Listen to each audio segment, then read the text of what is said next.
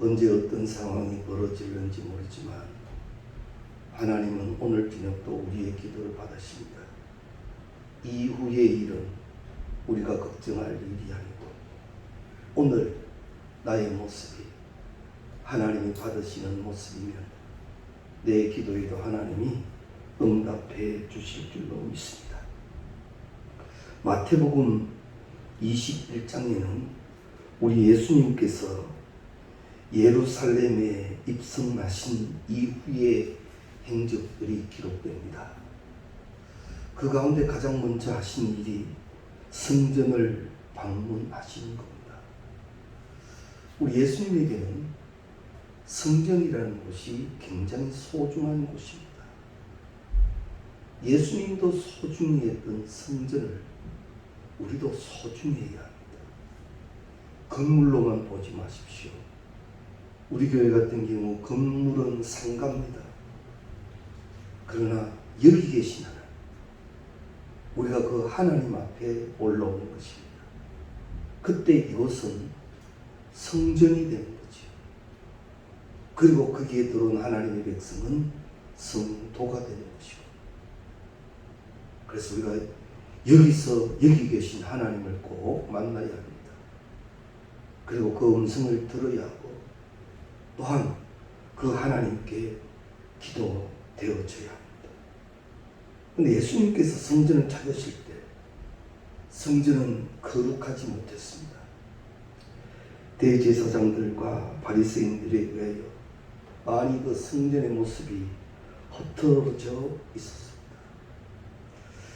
물론 이 대제사장과 바리새인들 이런 지도자들이 잘못됨도 분명합니다만 우리는 오늘 이 말씀을 우리의 말씀으로 가져온다면 나는 성전 되게 하여야 한다.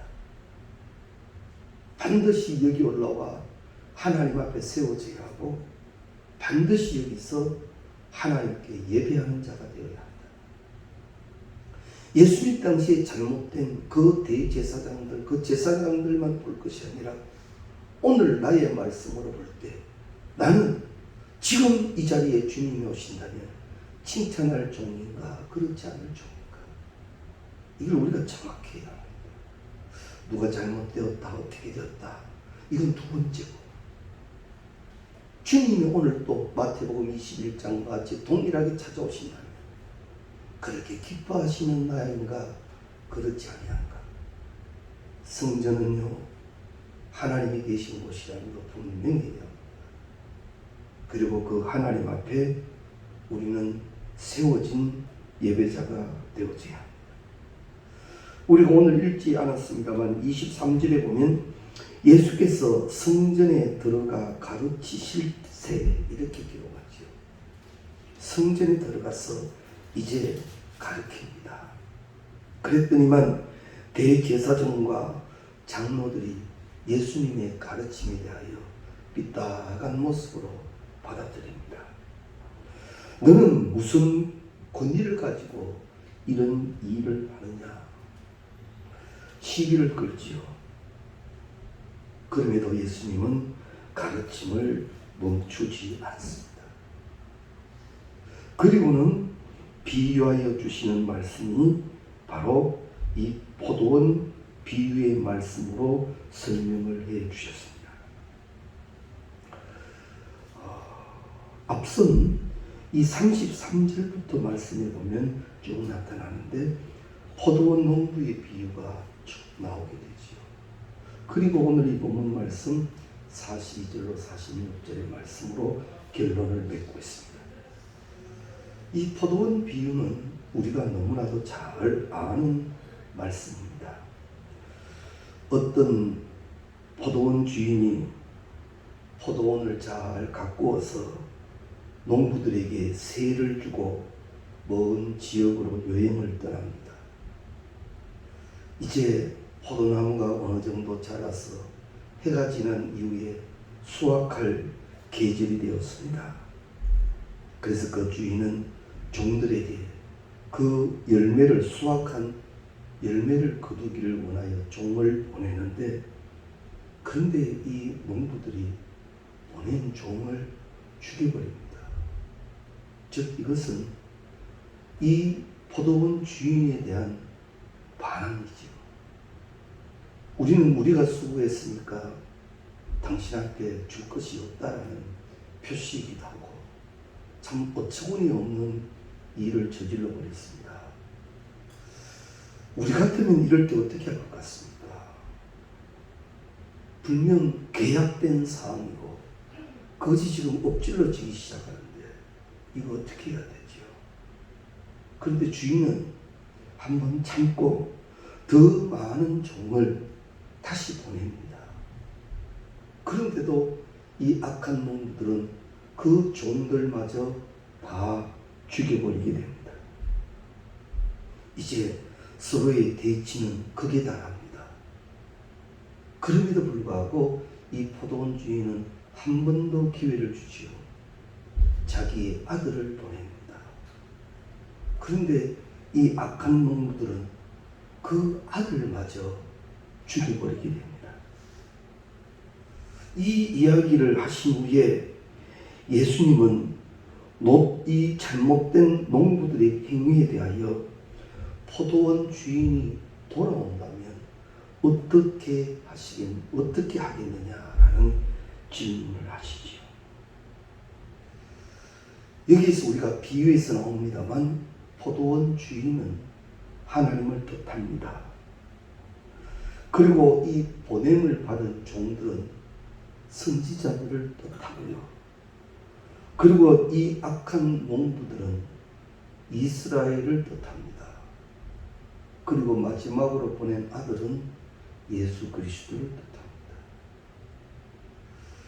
주인이 마지막 그 아들, 오직 하나밖에 없는 아들까지 보냈구만 이 악한 종들은 그 아들마저 죽였다. 예수 그리스도마저 십자가에 못 박아 버렸다라는 말입니다. 변질되고 잘못된 자들에게 선지자들을 보내서 말씀하여 주시고 고쳐지게 하였건만 그들은 고치지를 못하더라는 거죠. 우리 이런 말씀 들었지요. 강팍한 심령이라는 거예요. 이게 사실 무서운 겁니다. 강팍한 심령에는요 말씀이 못 들어갑니다. 말씀이 말씀으로 들리지 않습니다. 이게 무서워요. 강팍한 심령에는 선뿌리만 가득합니다. 우리도 때로는 우리의 감정과 우리의 논리와 우리의 자존심에 의하여 많이 마음이 굳어질 때도 있죠. 근데 그 굳어지는 마음을 그대로 두면 안 됩니다. 내가 압니다. 왜 내가 아는가 하면 주의 영은 우리를 고아와 같이 버려놓지 아니하시기 때문에 문득 이거 아닌데 하신 마음을 주시고 그때마다 엎드려져야 합니다. 주님 말씀이 역사되게 하여 주십시오. 내 심령에 주의 말씀이 운동력이 있어 날카로운 주의 역사가 내게 있게 하여 주옵소서. 그런 기도가 꼭 되어져야 합니다. 우리는 육신을 가지고 세상을 살아가기 때문에 사실은 마음이 한결 같지는 않습니다. 때로는 우리의 마음이 많이 흔들리기도 하지.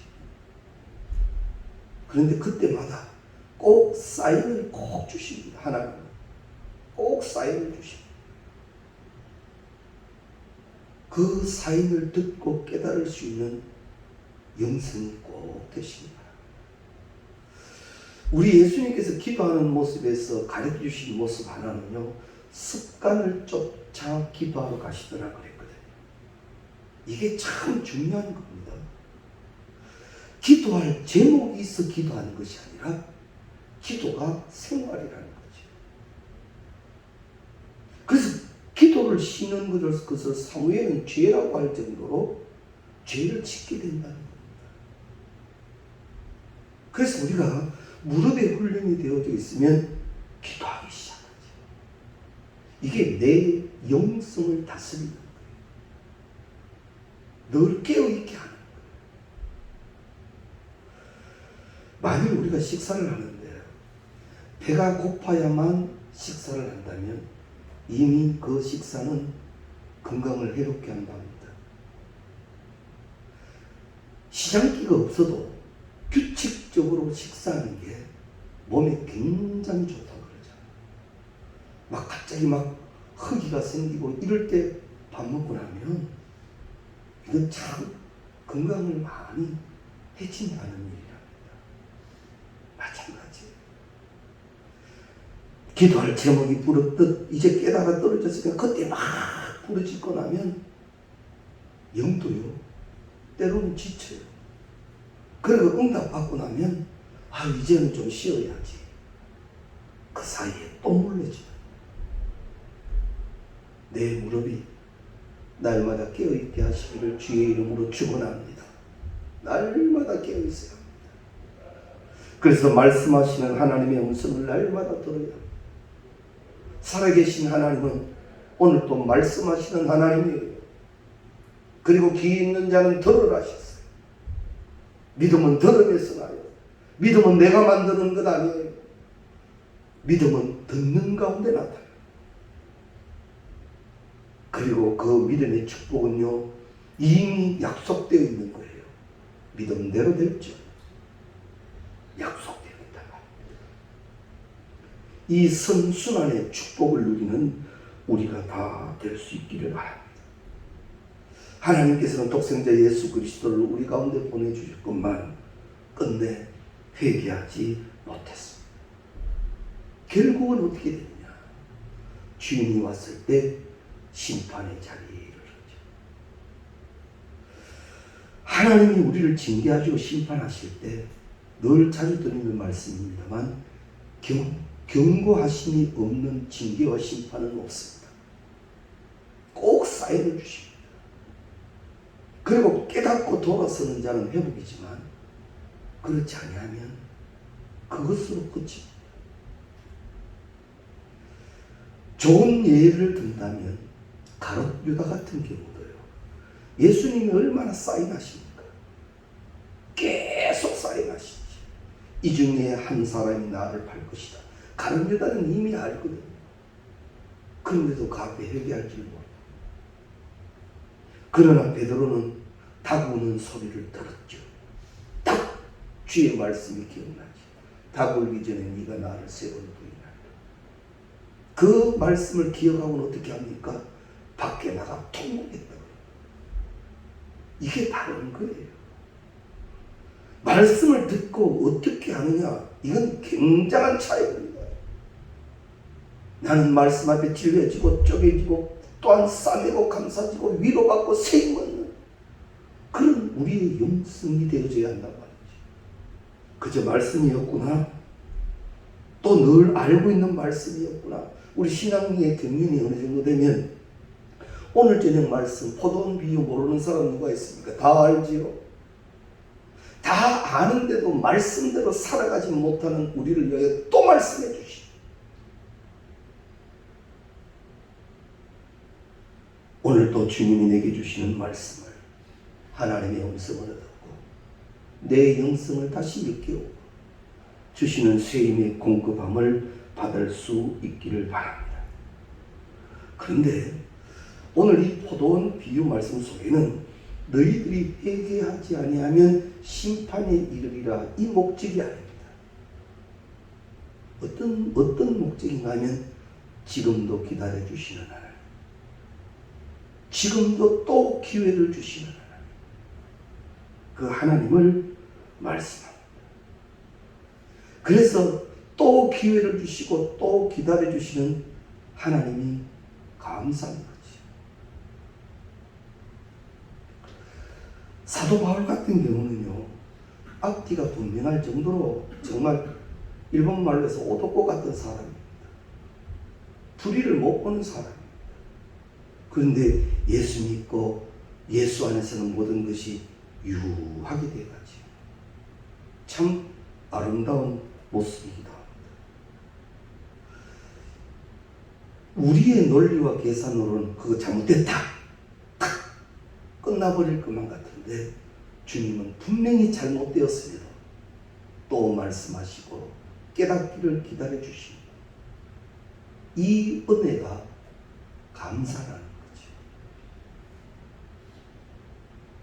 오늘도 나에게 또 생존케 하시고 또 말씀하게 있게 하시고 또 기도케 하심, 이게 은혜란 말입니다. 세상이 말하는 법대로 한다면 나는 분명 어떠한 처벌을 받아야 하지만, 그러나 그렇게 하지 아니하시고 또다시 부르시고 또다시 말씀하시고 또 기회를 주시니 은혜이기에 감사하다. 그 하나님께 감사의 감사가 계속 될 수 있기를 바랍니다. 먼저 사명 주신 게 감사합니다. 오늘 33절 한번 보시면요, 21장 33절에 다른 한 비유를 들으라. 한 집 주인이 포도원을 만들어 산 울타리에 두르고 거기에 적잖은 틀을 만들고 망대를 짓고 농부들에게 세를 주고 타국에 갔더니 라고는 말합니다. 이 포도밭 주인은 포도원을 잘 만들었습니다. 그리고는 그 포도원을 맡겨주었다라는 말이죠. 이들은 하고 많은 일꾼들 가운데 이 포도원 주인의 밭을 맡게 된 게 복이었다라는 겁니다. 왜 그런가 하면 그들이 그렇게 악하였음에도 불구하고 또 기회를 주고 또 기회를 주는 주인이었어요. 이게 복이었더라라는 말입니다. 창세기 1장 28절 말씀에 보면 하나님이 그들에게 복을 주시며 하나님이 그들에게 이르시되 생육하고 번성하여 땅에 충만하라. 땅을 정복하라. 바다의 물고기와 하늘의 새와 땅에 움직이는 모든 생물을 다스리라 하십니다. 하나님이 그들에게 복을 주시며 모든 것을 다스리게 해 놓으셨다라는 말입니다. 하나님은 모든 것을 다 창조하시고 우리 인간에게 그걸 맡겨주셨다. 이게 은혜더란 말이죠. 자, 보십시오. 하나님이 날 부르시는 것을 소명이라 합니다. 하나님이 날 부르시는 걸 소명이라 합니다. 그리고 부르신 하나님이 나에게 주의 일을 맡기는 것을 사명이라 합니다. 어떻게 보면 스스로 난 그만한 자격이 된다 생각할 수도 있지만 나는 많이 부족한데 그럼에도 불구하고 하나님은 나에게 맡기신 일이 계셔요. 그럼에도 불구하고 나에게 하나님이 맡기신 일이 있다는 겁니다. 이건 은혜입니다. 그래서 맡은 자들에게 구할 것은 충성이고 충성은 죽도록 하는 것인데 이 일이 이루어지려면 맡을 때 감사가 되어져야 해요. 맡겨질 때 감사가 되어져야 한다. 그래, 나는 당연해. 나는 이렇게 맡는 것이 당연해. 이미 잘못되는 거예요. 교만해도 그런 교만이 없는 거예요. 나는 부족하고 나는 연약한데 하나님 나에게 이런 일을 맡겨주시니 주님 내게 능력 주시는 주를 믿사오니 구하고 찾고 두드리게 싸우니 능력에 능력을 더하시사 잘 감당하여 착하고 충성된 종이 되게 하여 주옵소서. 이게 돼야죠. 그죠? 맡겨주시는 게 은혜란 말입니다. 어떻게 보면 내가 지금 살아가는 삶의 현장은 은혜의 자리입니다. 왜? 지금 이 자리를 나에게 하나님이 맡기신 거예요. 어떤 아이들은 이럽니다.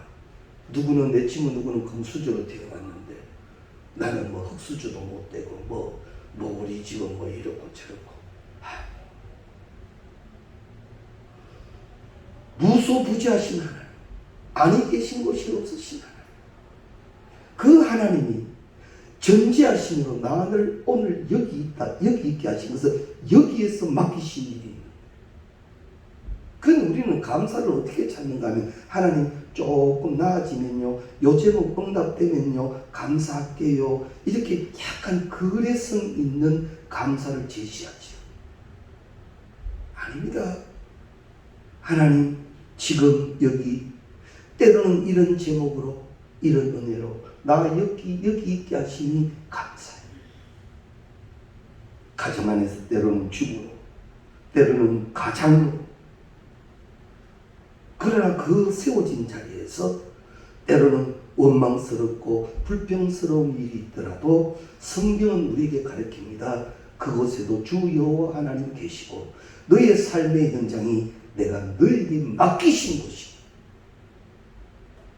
거기서 감사로 시작하라라는 말입니다. 사실 하나님이 맡기신 일을 감사하며 감당하는 현장에 세워져 있지만 그러나 많이 힘듭니다. 때로는 혼자 울어야 하고 아파해야 할 일이 얼마나 많습니까? 많이 힘든 것도 사실. 그런 우리에게 마태복음 11장 28절 말씀, 아마 잘 아시는 말씀일 거예요. 마태복음 11장 28절 말씀, 수고하고 무거운 짐진 자들아 다 내게로 오라, 내가 너희를 쉬게 하리라. 자, 막 주어진 자리에서 막 힘들고 지칠 때 은혜로운 말씀이, 수고하고 무거운 짐진, 너무 힘들었는데 주님께 오라, 그러면서 하시는 말씀이 너희를 쉬게 하리라. 그래서 왔어요. 그래서 하나님 앞에 은혜를 받았어요. 이제 남은 것은 너희를 쉬게 하리라, 이 말씀만 남아있는데, 우리가 이거 찾아봐야 되겠네요. 마태복음 11장, 그냥 넘어가려다가 마태복음 11장 28절 다시 한번 보십시오. 마태복음 11장 28절.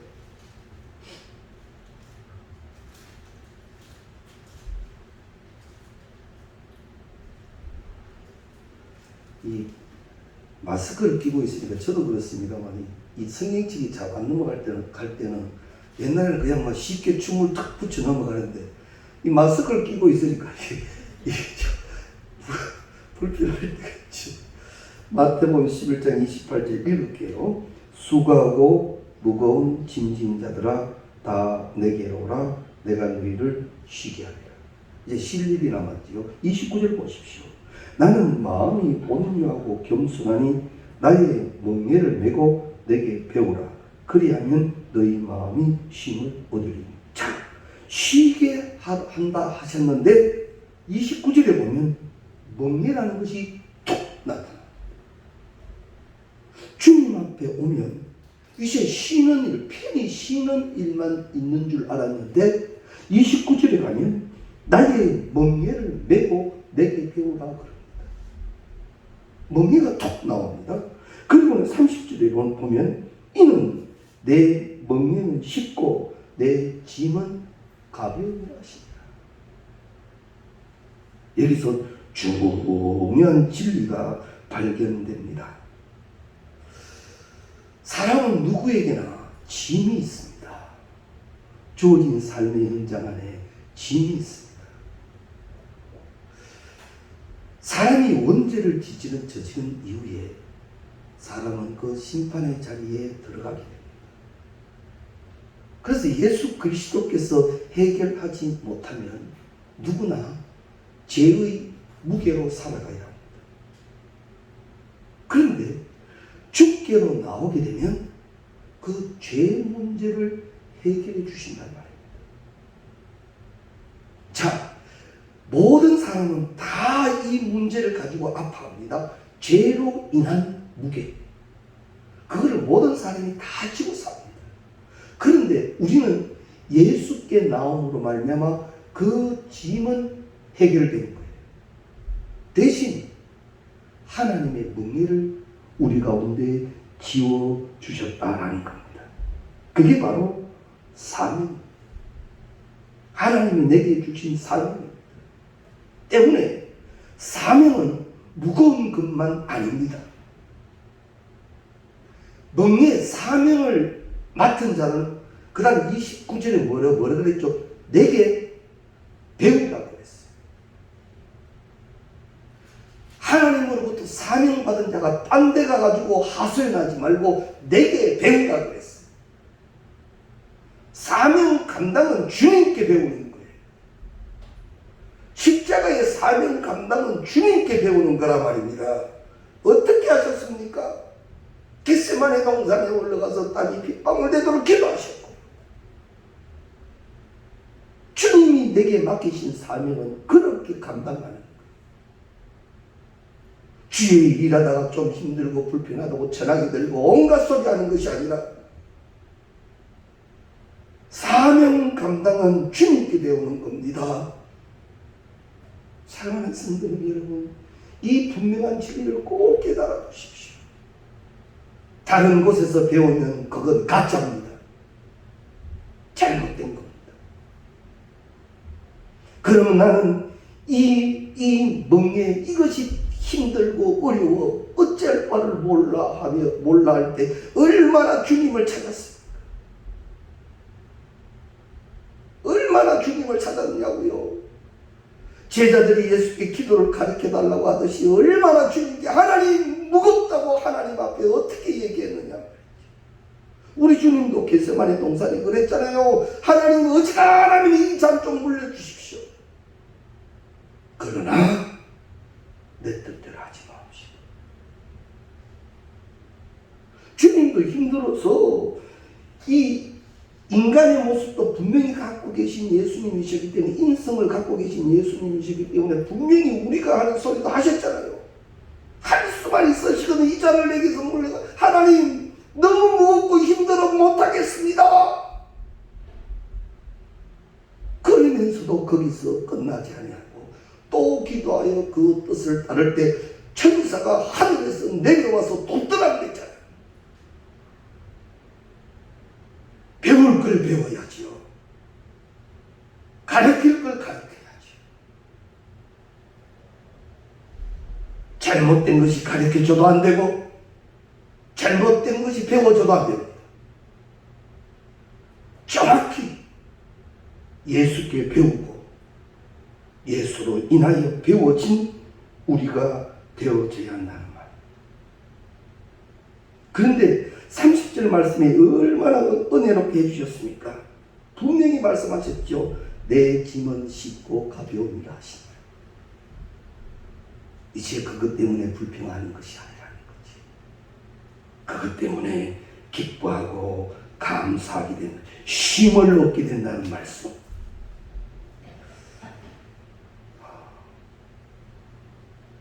비트겐슈타인이라는 사람이 오리토끼라는 그림을 그렸습니다. 아마 아시는 분들이 계실 거예요. 그 그림은 보는 각도에 따라서 오리가 되기도 하고 토끼도 되기도 해요. 그래서 이 오리토끼라고 작품명을 만들어 두었는데, 사명이라는 것도요, 은혜의 각도에서 보느냐 아니면 인간의 논리에서 각도에서 보느냐, 같은 건데 다르게 보느냐. 은혜의 시기를 주의 이름으로 축원합니다. 은혜의 시기. 내 눈을 열어주소서 성령이여, 내 귀를 열어주소서 성령이여. 좀 눈이 열리고 좀 귀가 열렸어. 정확히 볼 수 있는 그 은혜가 있어야지. 그저 사람의 소리와 논리의 각도로 보니 바로 보일 턱이 있나요? 논리와 계산과 주장만 나오지. 아니요.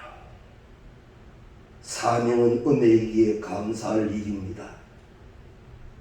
내가 맡은 사명 감사로 해석되시기를 주의 이름으로 축원합니다. 아무리 힘들고 어려워도 이거 주님 내게 주신 거라 생각하고 믿으면 감사하고 받게 되면 감사의 제사가 되고 그 제사를 하나님이 응량하시고 제사에 약속된 축복을 더하여 주실 줄로 믿습니다. 현재 전 세계에서 그 많은 언어들 가운데 성경이 몇 프로 정도 번역이 되었냐면요, 97% 정도가 번역이 되었답니다. 예를 들어서 1000개의 은혜가 있다면 970개 정도의 언어로 성경이 해석되어졌다는 거예요.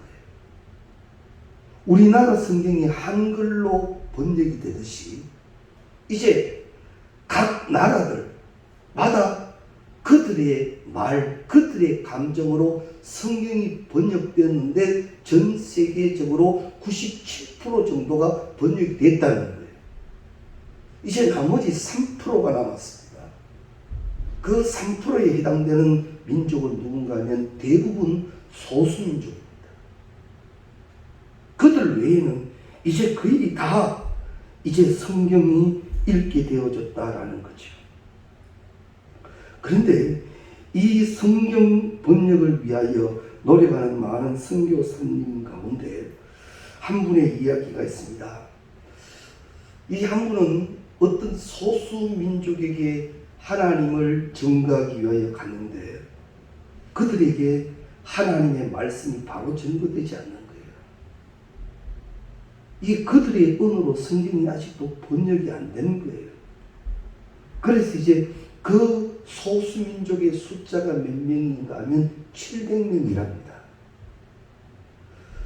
이 선교사님이 그 700명을 위하여 그 나라 말로 성경을 번역하기 시작했다라는 이야기입니다. 그러고 보면 그 선교사님은 굉장히 유능한 사람으로 봐야죠. 무엇을 번역한다는 건 쉬운 일이 아닙니다. 그것도 영적으로 잘 번역한다는 건 쉬운 일이 아니에요. 700명의 소수민족이지만 그들의 문화 속에 그들의 성경을 만든다는 게 결코 쉬운 일이 아니라는 거예요. 아주 유능하고 똑똑한 이 선교사 목사님이 그곳에서 700명을 위하여 이 성경을 번역하고 있었다. 이분이 하는 말이 이것이 내 사명이기에 나는 불평이 없다라. 많은 의미를 가지는 것 같습니다. 나는 700명을 위하여 내 생명을 바쳐 여기서 승리하겠다는 거지.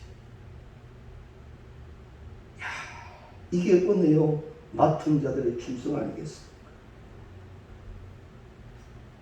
그래서 나는 세계적으로 엄청나게 많은 민족에 가서 큰 강단에서 하나님의 말씀을 전해야지 고작 다 해봤자 700명밖에 안 되는 이 소수민족을 위하여 내가 성경이나 번역하고 있을 내가 그런 사람인가? 그건 아니야.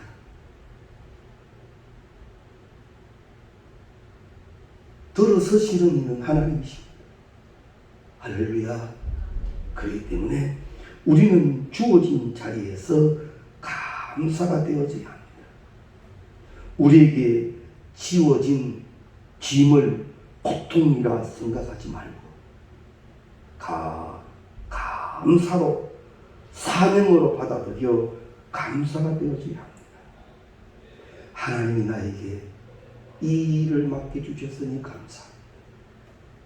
이 현장에 있게 하시니 감사합니다. 자폐아를 두거나 장애아를 둔 부모님들 보면요, 얼마나 힘든지 몰라요. 정말 힘들어요. 의사가 통해야 말이지. 얼마나 힘든지 몰라요. 우리 같으면 했겠나 싶어요. 우리 같으면 감당했겠나 싶어요. 그런데 그 부모는 잘 감당하고 있어요. 우리가 다른 조건 제시하지 마십시오. 주어진 자리를 감사하면 능력 주시는 자는 하나님이신 줄로 믿습니다. 그게 뭐요? 체험이라는 거예요. 기독교는 체험 종교예요. 이 체험이 없으니까 흔들리는 거지. 분명한 체험을 가진 자는 절대 흔들리지 않습니다. 감사로 인한 그 기쁨과 그 응답의 체험을 누리는 우리가 다 될 수 있기를 주의 이름으로 축원합니다. 그리고 또 한 가지 은혜는 기다려주시는 은혜지. 또 기다려주시니 은혜이더라 말입니다. 베드로후서 3장 9절 말씀에 보면 주의 약속은 어떤 이들이 더디다고 생각하는 것 같이 더딘 것이 아니라 오직 주께서는 너희를 대하여 오래 참으사 아무도 멸망하지 아니하고 다 회개하기에 이르기를 원하시는 오래 참으시사 모두가 회개되기를 원하여 또 기회를 주신다라는 말. 이게 은혜. 어쩌면 오늘 또 하나님은 우리를 또 기다려 주시는지 모릅니다. 어서 돌아오,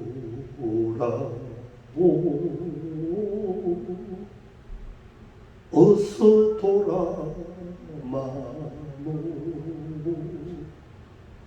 지형제가 아무리 무겁고 아파도 주께로 나오는 자, 주님은 문 밖에 서서 기다리시는 주님인 줄로 믿습니다. 이게 감사라는 거지. 바로 내치지 아니하시고 또 기다려주시니 은혜였더란 말이에요. 오늘 저녁 두 가지 감사를 우리가 분명히 기억해야 합니다.